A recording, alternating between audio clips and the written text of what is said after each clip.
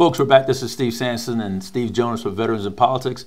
Today we're going to have Marc Dupras, who's the managing member, CPA of the Dupras Group. That should be interesting. And I know we're moving away from politics a little bit. We've been moving away for a couple of weeks now, and we just wanted to give you more information about what's going on in our community and stuff of that nature. Steve, you got anything? Actually, I do. So a little bit of politics today is like, okay, so someone I respect really well, we get along and everything. Rush Limbaugh? No. You know he passed away. Yeah, he passed away this morning. And Rest in peace, Rush Limbaugh. Yeah. 70 years old. A lot of people are cheering that on now, unfortunately. But so me and this guy go back and forth because I don't like Kamala Harris's politics. If you say that, it's because you don't like diversity. What kind of politics? Her political stances and stuff like that, anti-gun, and her prosecution history as a prosecutor and AG in California, and just her actual record.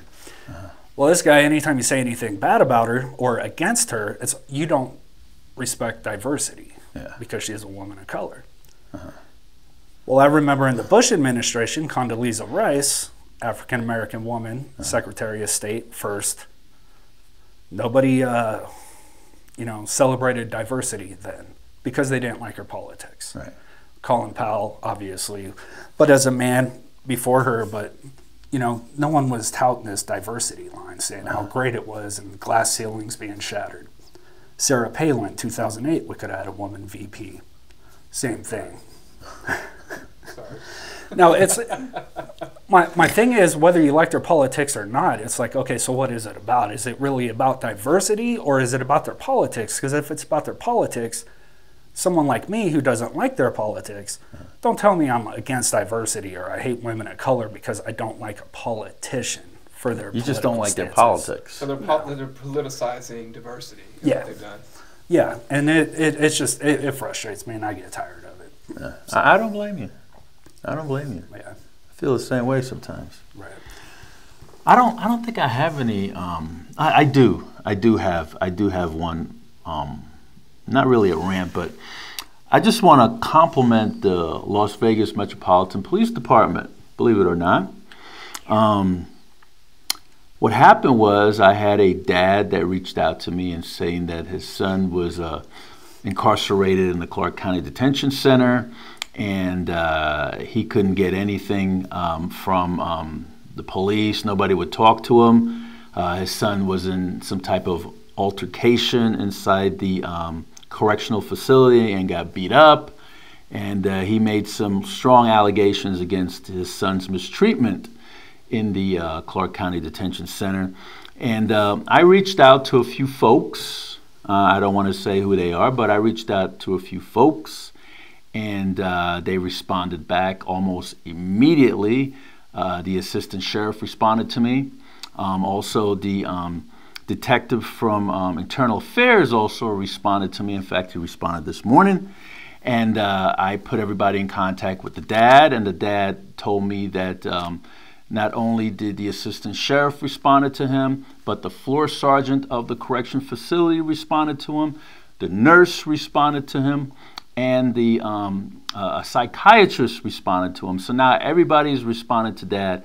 But sometimes that's what it takes, folks. It just takes learn how to maneuver and go into the right channels to get some type of result. And for that, I want to thank the Las Vegas Metropolitan Police Department for doing that and responding back to this dad almost instantaneously after I reached out to them. So thank you, Metro. Doing good work in the community. There you go. Mark? Yes, sir. Tell us about yourself, sir. Well, lifelong resident. Yeah. Grew up in North Las Vegas, went to Rancho High School. Oh, wow. North Las Vegas. Yeah. So that's kind of like where I hail from. Non-traditional approach. You know Isaac Barone, councilman? Name sounds familiar. Yeah, he grew up in North Las Vegas. There's a few of us running around, Yeah. doing positive things in the community. Yeah, absolutely. So, lifelong resident, non-traditional approach to becoming a CPA. And so, kind of like as a black sheep of the industry, we decided to branch off and do our own thing. Okay. So we wanted to be a little more community-oriented, kind of use the CPA, this company, as a platform. So it's your company? It's my company. Okay. How many of you? Because you're a managing partner, so. I'm the managing member. I have Mary Bell, and then we do what they call a distributed workforce. Okay. So I employ contract services to do bookkeeping, taxes, and stuff like that. Gotcha. Allows more flexible work-life balance for individuals who are operating in this industry. So you good with numbers? I can move them. What does that mean? I know where to put them. So to take, it's just like, it's, so everybody, like, accounting is a misnomer in the sense that people are like, oh my God, it's the math, right? Yeah. And you're not dealing like with, you're not dealing with probably calculus. Bore me. It's just addition, subtraction, multiplication, division, right? No where X equals Y, or no. if the train goes 30 miles an Right. hour coming from the west, another train coming from the east, when would these two trains meet? None of that. Okay. None of that. It's just where do you put the numbers. So Warren Buffett's has a good line about accounting. He just says accounting is the language of business, right? So when we speak accounting, we're just speaking business. Okay. So we're helping people save taxes, not even in present value, but in future values as well. So we're making decisions, like when I'm doing a business return today, I'm making decisions how it's going to impact their company 4 or 5 years from now. Okay. So it could just be just simple stuff. How are we going to expense things? When are we going to pick income up? How much of something should we expense? Should we write it off the next year? Just things like that. So there's a lot of analytical procedures involved when you're looking at people's numbers and how you want to apply them.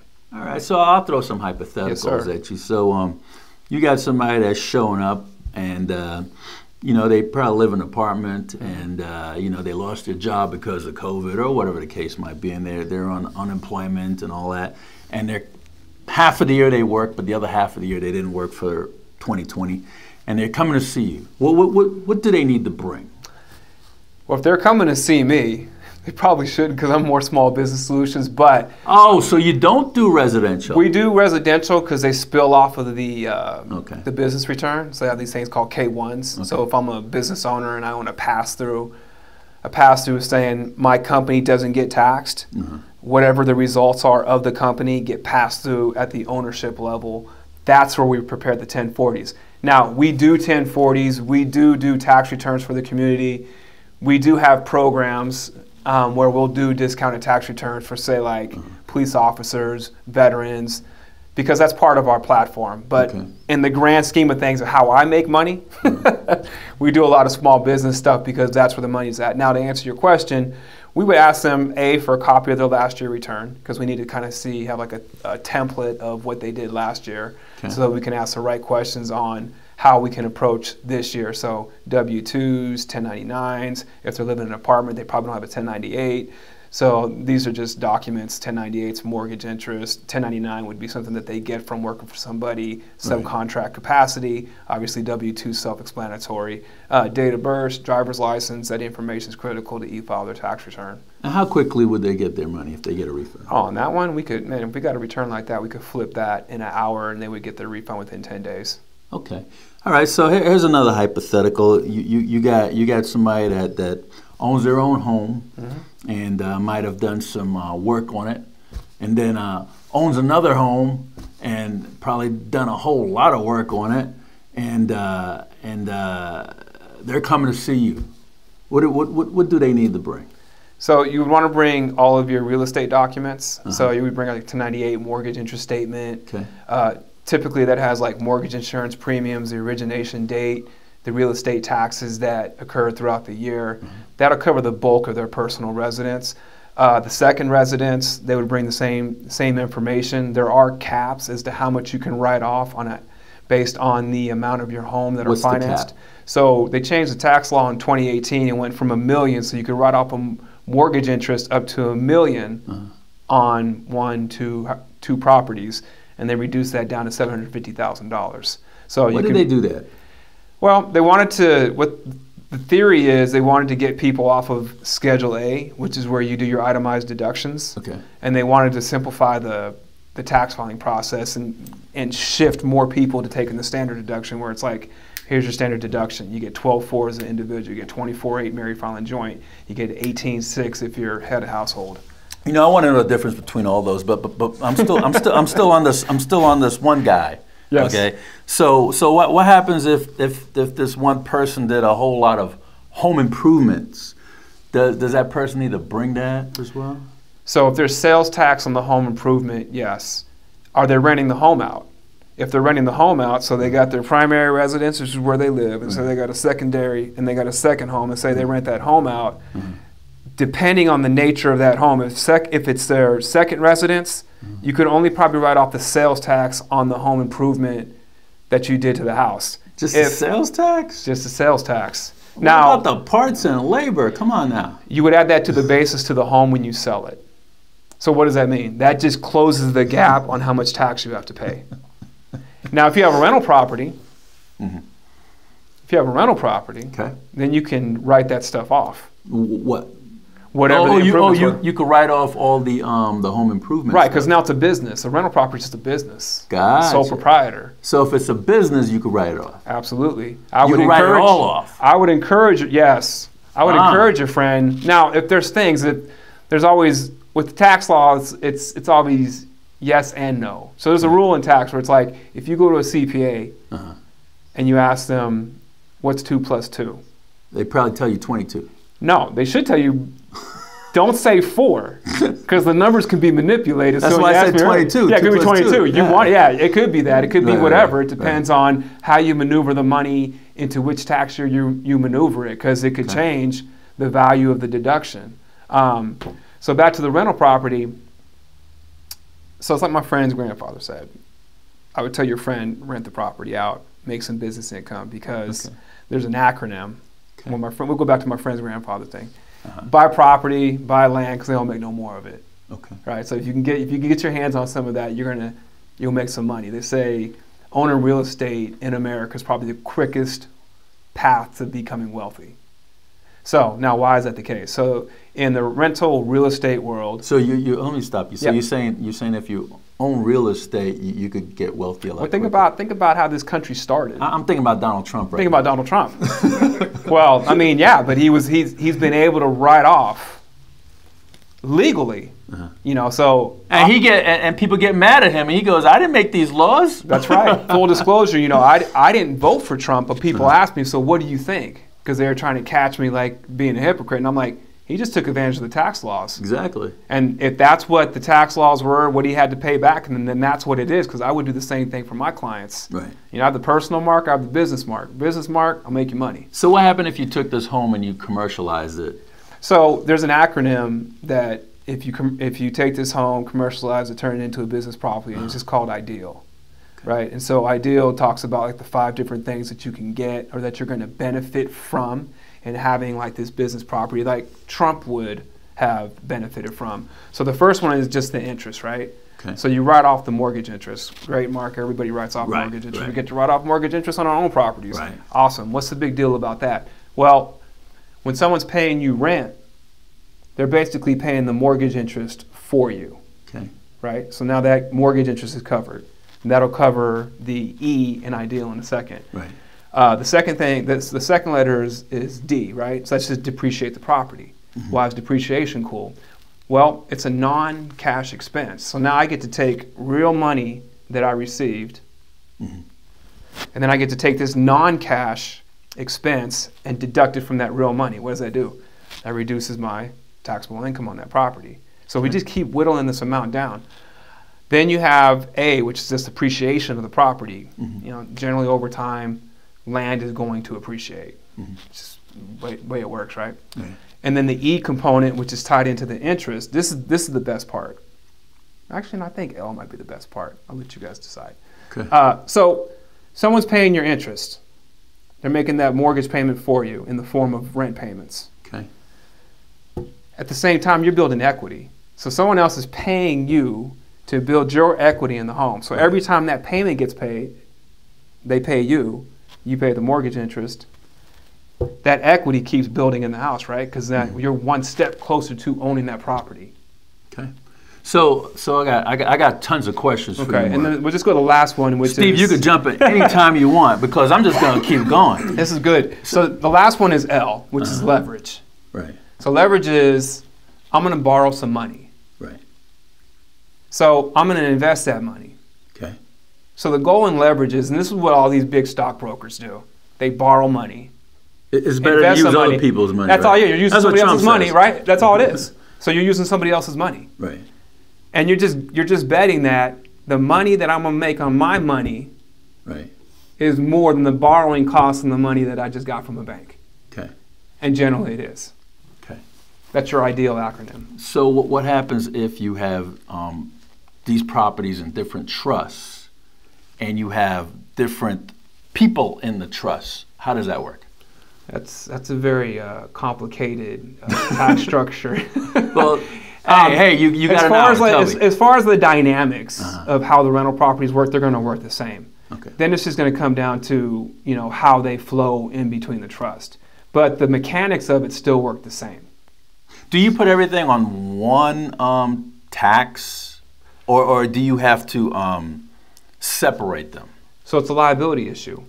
So you're going to have people on different sides of different camps. So, if I have 10 properties, you might partition them out based on what side of town you live on, right? If I have something up in the Summit, that'd be nice. We could live in the Summit, right? If I had a house in the Summit, I probably wouldn't. You mean Summerlin? No, are you familiar with the Summit? Like that new mega development community where it's like 10, 20, 30, $40 million homes. Is that out by Red Rock? That's out by like South. Blue Diamond? Not that far.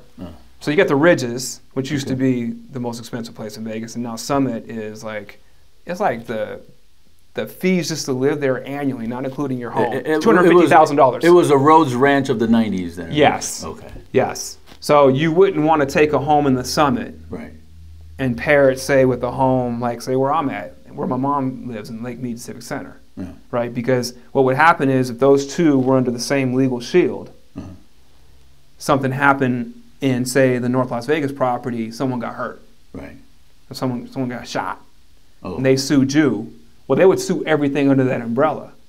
So it would include that house in the Summit. So you want to partition them out. You can go individually, but then that becomes expensive. But if these properties are in different trusts, wouldn't that partition? They would partition them out, right? Because each trust would have its own legal shield. Okay, my question is with that. And then it depends how good your attorney is. My question is with that. Do you do different taxes per trust, or could if it's the same person that's in both trusts, could they just put them all on their own one tax? So they would. So you have your legal. So we're talking legal and tax, which are two different issues. So you have your legal protection based on where they have these properties positioned.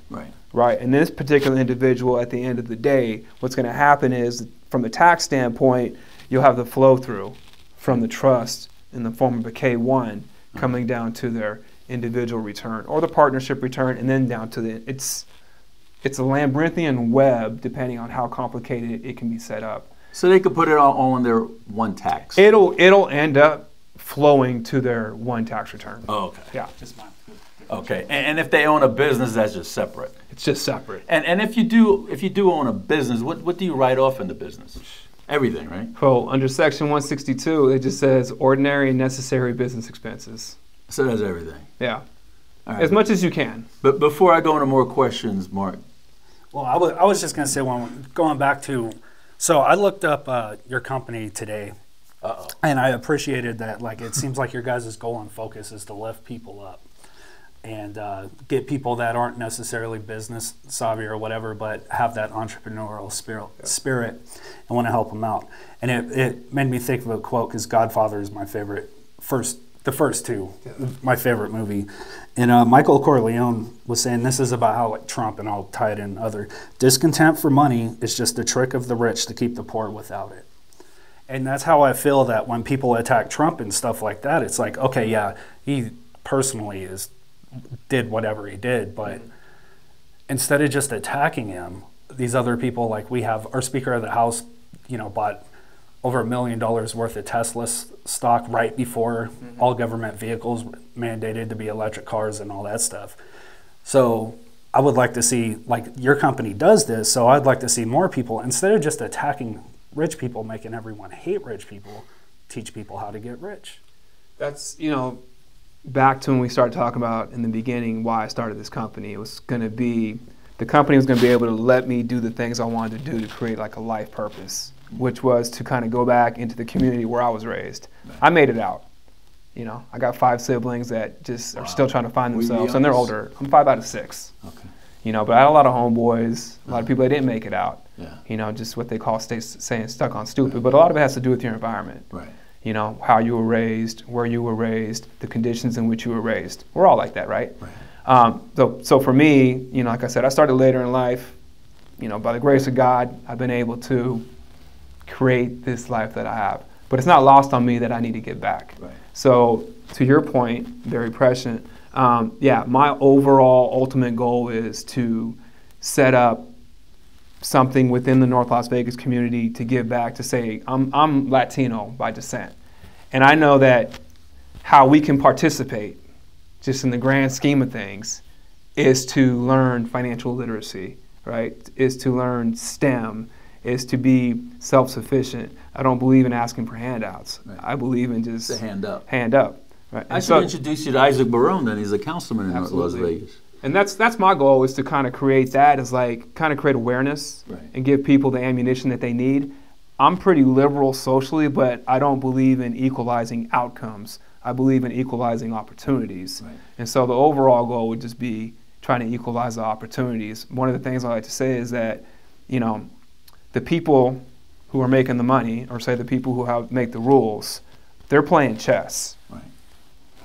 You know, where I came from, we're playing checkers. Right. Right, so they're 5, 6, 7. We're not even playing the same game. Right. So we can do one or two things. We can stay where we're at and not advance, not progress, and then just keep falling behind, falling further behind. Gotcha. Or we can learn the game. Right. And that's my job, to try to learn the game.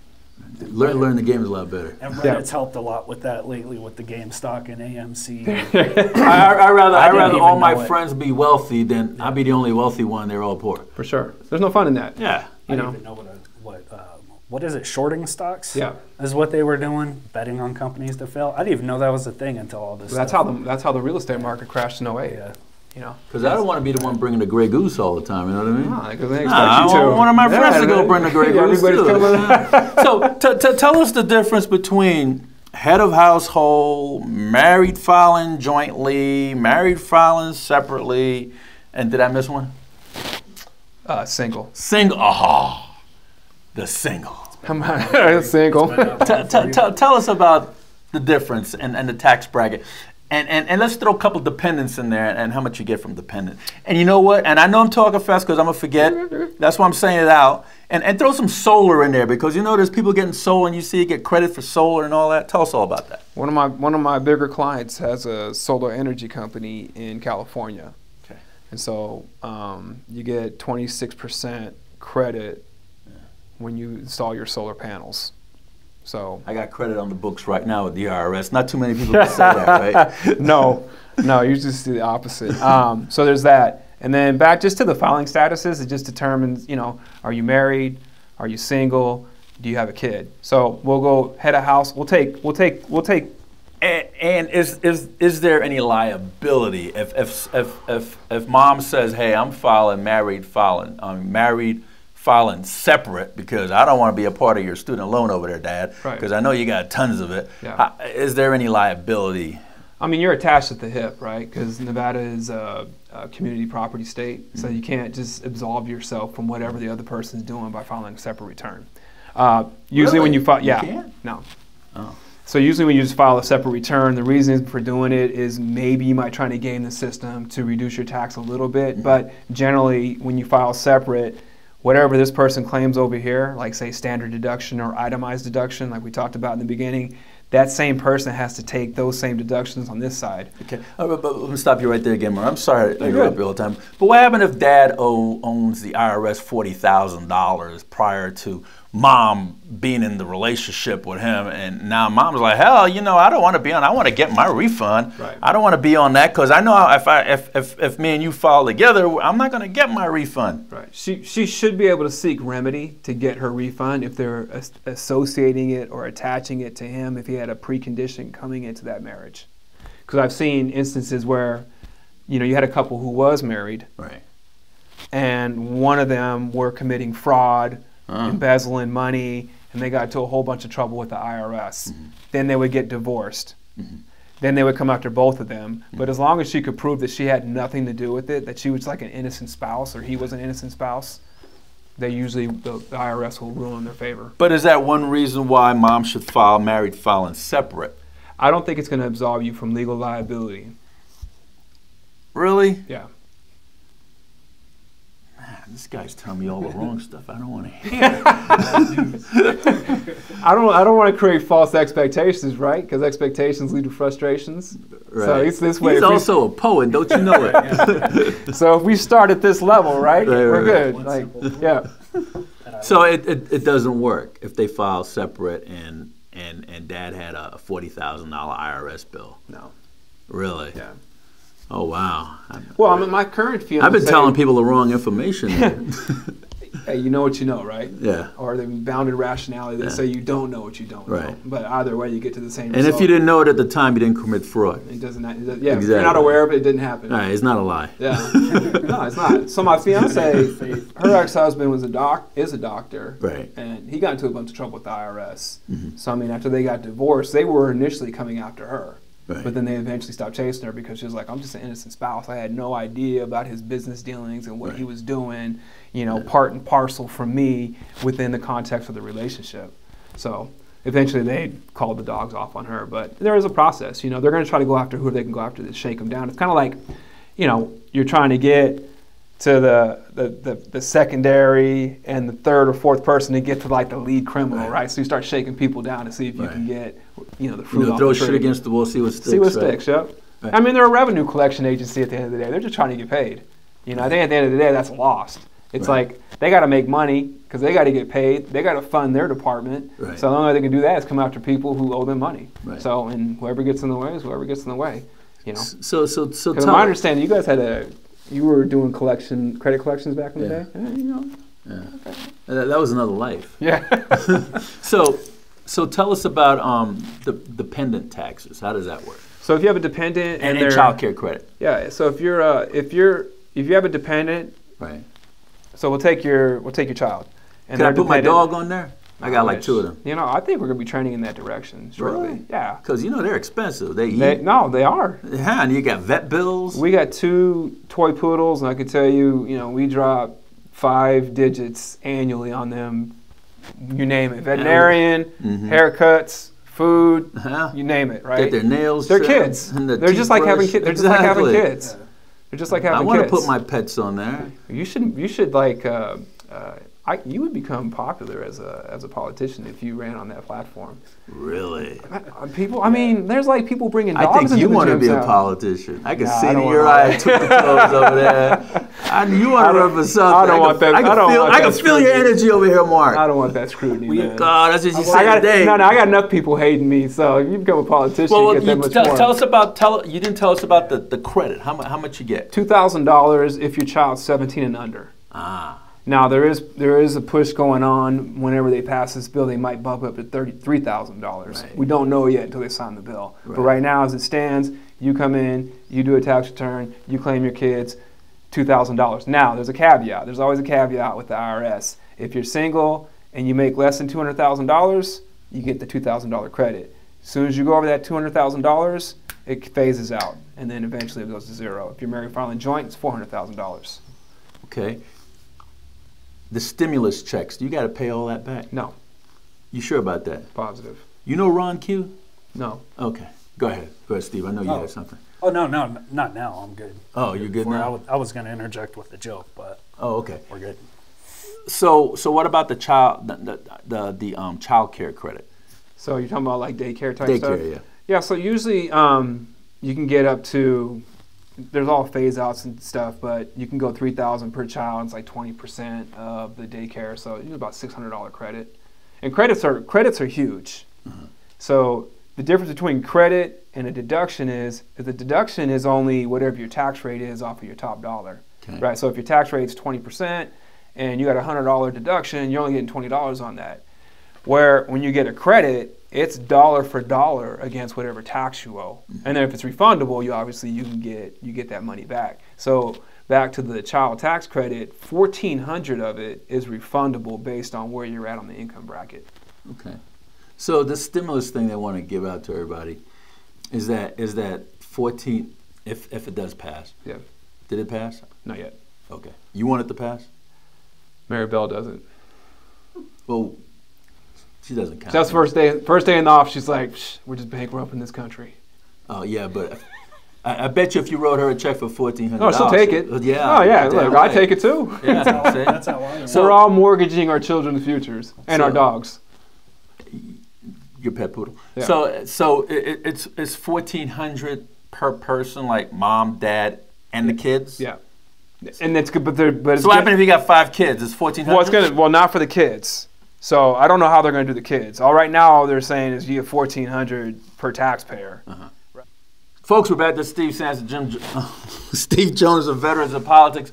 We had a technical difficulty. We're here with Marc Dupras, who's the managing member and CPA of the Dupras Group. And we're talking about tax, child credit. All things taxes. Child credit when we got disconnected. So child credit, under 17, $2,000 per child. You can actually claim your parent if you pay for more than half of their stuff. Okay. Or you can claim an older child. You get $500 on that. Okay. So rules and phase outs. Older like in how older? They can be over 24. You have to and they have to be like either disabled or like can't take care of themselves. You have to provide more than half their support in order to qualify for the federal What about credit. your student loans? Could you put that on there? You can write off your student loan interest. Oh, really? Yeah. Your interest? Your interest. You see, I didn't know that. You have student loans? No. Okay. But it's good to know. I like to know a lot of stuff. Yeah, so student loan interest, did the interest deduction. No, I'm hoping Jim did. Yeah, I did. Yeah. I didn't. I do it every year. Thanks for validating me, Jim. Jim would have been like, that guy's a quack. He don't know what he's talking about. I write this stuff off every year. You guys put a fraud on. I didn't know anything about student loans until he started explaining a little bit to me, and it's frustrating. Man. So what happened if you deferred your student loans? You don't get to write off the interest? Yeah. Okay. Yeah. If it's in forbearance, you can't write off what you didn't pay. Right. Well, you write off some future stuff. I wish. Okay. So, what did we miss that you want to cover? So since this is a political show, right? So I mean, I always say we don't have tax policy in America. We have tax politics. Right. So every 4 years they're running it. They've turned everything. Like we were talking about in the beginning, everything is politicized. Right. Whether it's diversity, whether it's politics, whether it's religion, whether it's abortion, whether it's guns, it's all right. And that brings me to this issue because a lot of people come up to me and go, "Hey, how come you guys don't talk about all kinds of veteran stuff?" Yeah. I said, "What? Sending care packages? What we need to talk about? Veteran stuff and you guys need to talk more about veteran stuff." And I'm like, the pothole in the street. You think if a veteran goes over that pothole, it's not a veteran problem? Of course it is. Right. You think higher taxes is not a veteran problem? So since I'm bringing up all of that up, what about disabled veteran benefits? Those are tax exempt, right? Depending on how the benefits were accrued. What do you mean? So it depends on how they're generated. So I would say probably, but it all depends on what did you earn that year with those benefits. More times than not, they're going to be not taxable. It's like Social Security benefits. Okay. Social Security benefits aren't taxable, but if income from other sources are, then a certain portion of those Social Security benefits can be taxable. What happened if you make... and I disagree with that. What happened if you work part-time and you make less than $10,000 a year? You still got to file your taxes? No. So your standard deduction is 12.4. Okay. So that would completely wipe out your income. So the IRS says, so every time they raise the standard deduction, that's the amount that you can, say, make without having to file a tax return. Because at that stage of the game, it's just a wash. So do you file for, foundations and organizations, nonprofit organizations, that 990 form that you need to file? Man, nonprofit taxes is really hard. I just picked up a client probably within the last year, and so to answer your question, I haven't filed the return, but I'm the fiscal manager for the nonprofit. And so it's actually a pretty cool nonprofit. They go around and provide mental health facilities for teenage students here in the Las Vegas Valley. There's some type of law. I don't know if you're familiar with the nonprofit law that you have to make. If you make if you get donations for less than $50,000 a year, you don't file the actual taxes, but instead you do the 990 form and you file that instead. Like an easy form that you can file. Yeah, I'm not too. And a lot of people don't know that. Yeah, no, they don't. Accounting is a very nebulous deal, right? Because you can go tax, you can go audit, you can go nonprofit, you can go government. Right.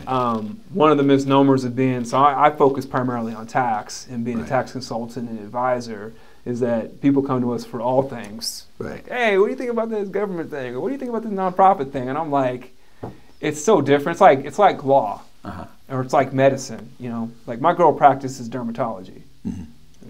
Doesn't probably do too much on the neurological side. You probably won't want her to. Like, hey, have a dermatologist performing like brain surgery. Doesn't work. So it's the same thing in the tax world. Like, I'm really good at tax. Right. I'm really good at dealing with public companies. Right.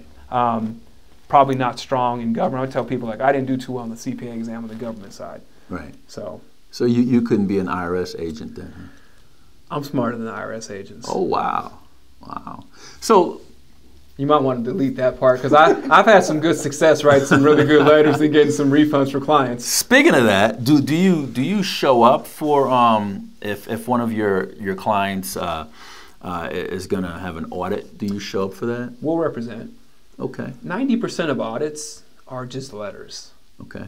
You get these CP notices, okay, and they're just saying, hey, you know, you have a tax deficiency spanning from X, or we saw that you claimed this, and we're saying that you didn't. Can you furnish the records? So, like 10% are maybe field audits. Okay. So, either from the state or from the Fed. Yeah, we'll go out and represent them. Do you help out with tax exemptions for either the federal government or the state for a company or nonprofit company? Not really. You don't do those? Yeah. Okay. You have anything else? So that's the hardest question you asked me. Got my lavalier off of it. You lost your mic, Mark. I lost my mic. I guess a mic drop, right? Mic drop. Go ahead. All right, we're good to go. Like that jacket, by the way. Where'd you get that from? I don't want to sound like a bleep hole, but I can't remember. Yeah, it wasn't from Neiman Marcus, was it? It might have been. Yeah, it might have been. Off the rack, or did you off get the it rack? custom? Well, now they're custom. Well, you know, when you start them off the rack, right. Now I'm custom. Okay. So yeah. Okay. Yeah. So anything else you have? So yeah, I mean, you know, well, the main takeaway I want people to think about when they think about like the Dupras Group is just, you know, what we're going to do and what we are doing in the community, and to be a positive influence, not just on people of color, but on everybody. I think, like, the thing that drives and motivates me is just the class struggle, right? At the end of the day, you have like all these things on the periphery, like whether it's racism, whether it's diversity, whether it's gender equality. Right. To me, I think all that stuff's nonsense, and I think it's used to further divide the class divisions. Okay. And so, like, trying to educate and help out the working class poor in this country, I think is probably like, I think it's like an existential crisis, because if we don't address that issue, I think, you know, you saw what happened on January 6th, right, wrong, or indifferent. Right. I think you'll see more incidences of that, because people are frustrated. You're talking about the insurrection. Yeah, people are frustrated. Yeah. You know, that's real pain. Right. You know, you don't have to agree with it. Is it something I would have done? No, but I can kind of understand. You can feel the pain. I can feel the pain, because it's no different than, say, why are people marching in the streets in Portland, Oregon, right? And so I look at like Black Lives Movement, and I look at, you know, what went on with the insurrectionist movement. I'm like, you know, you guys are kind of complaining about the same stuff, right? You know, but you're targeting the wrong people, yeah, right? Yeah. So it's like taking a knee with the national anthem because you're against police brutality, right? But my thing is, and the way I look at it, since we're moving into the politics a little bit, the way I look at it, I mean, if you complain about police brutality, you should go protest in front of the police station. That makes sense. You know, not taking a knee and just disowning the entire country. Right. You know, because you got military people out there that are still in fighting and wars and different countries. You don't want to take a knee against the whole country. And the insurrection, you're right. I wouldn't have done that. Right. Storm the Capitol. I feel that that's mutiny. Yep. But I would have done it differently. Right. That's not what I would have done. That's what happens when you have an enigmatic figure. Right. And you feel like whatever happened with the election is whatever happened with the election. Right. And then, as polarized as this nation is, I understand why it happened. It's like that Chris Rock. You watch that with Chris Rock where he's like, I don't agree with O.J. killing his wife, but I understand why he did it. So I understand, there's always a root cause. Right. Like, I just don't think that people just wake up in the morning and want to be crazy and put right. themselves in harm's way. Nah, There's something that's driving them. I wouldn't have any problem storming another country's state capital, but I wouldn't storm You still my look own. like you're pretty fit to do that. I wouldn't storm my own state capital. Right. I don't believe in that, It's good that you said that. It's like if we stuck to the principle, Yeah. if we stuck to principles of stuff, it would address the actual right. issue that spans across the board. Of course, there are certain instances where it is unfair towards a certain racial group or Right. or whatever, but I know from a young age, I've always looked at it as a class struggle because we came here, Dad picked us up in a pickup from the Midwest.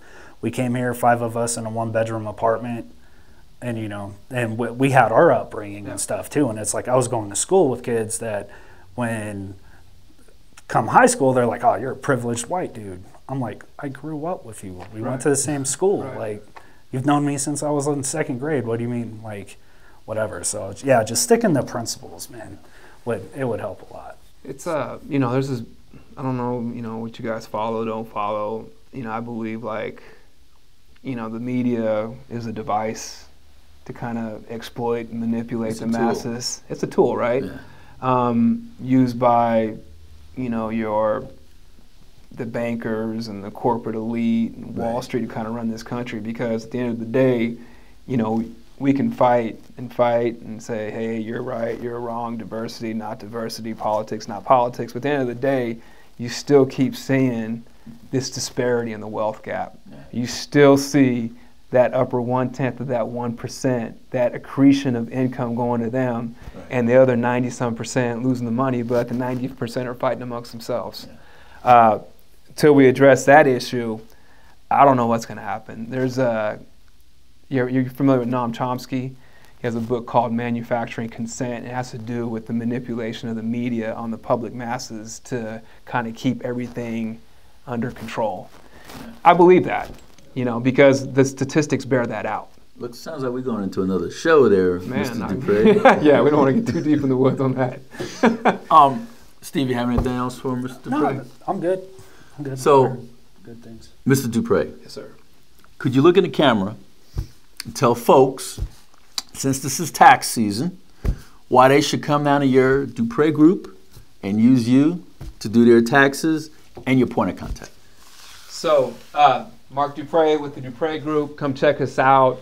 Not to sound too corny or too trite, but we treat our people like it's transformational and not transactional. So we really try to get to know you first, build a rapport, build a relationship, which isn't customary within the accounting world. I don't know if you guys have ever met accountants or CPAs, but they're not the most personable individuals in the world. Probably what's misanthropic is the word, right? Kind of anti-people. We're not that. So hopefully this interview and me talking in the camera kind of prove that point. Otherwise, come check us out.